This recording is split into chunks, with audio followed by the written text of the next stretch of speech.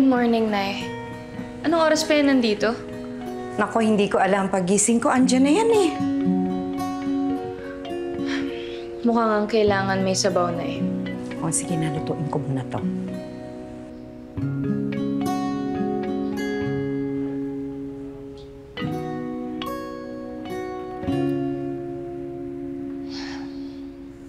Uminom na.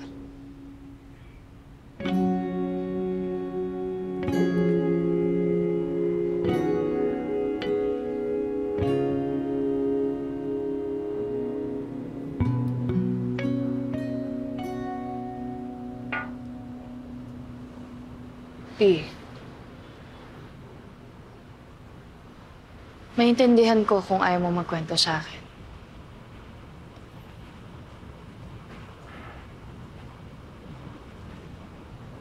Wala na kami. Sinubukan ko siyang kausapin.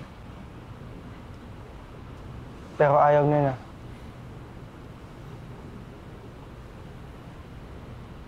Naramdaman ko naman eh.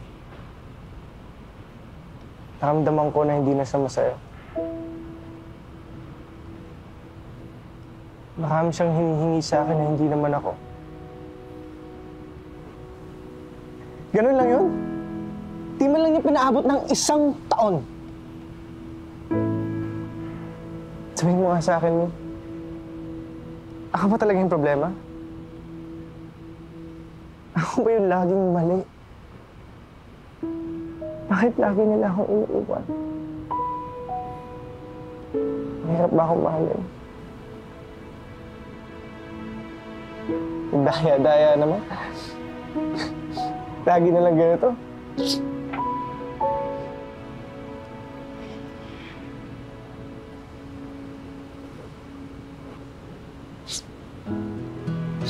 Alam mo, dapat pumasok na lang din.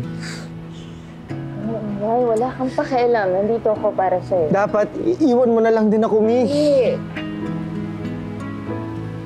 Iwan mo.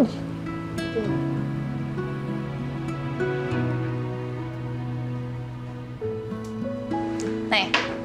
O anak, kumusta na yung alaga mo doon? Ay, naku, Nay. Pabayaan mo yun. Sanayin na yun. Magiging okay din yun. Kayong dalawa talaga. Napakamalas niyo sa relasyon. Nay, huwag kang magsasabi ng mga ganyan. Tignan mo, lalong lumalapit sa atin yung negative vibes na yan. Mi! Tapos ng tuwalya! Tignan mo, maliligo. Walang dalawang tuwalya. God, oo na! Ito na!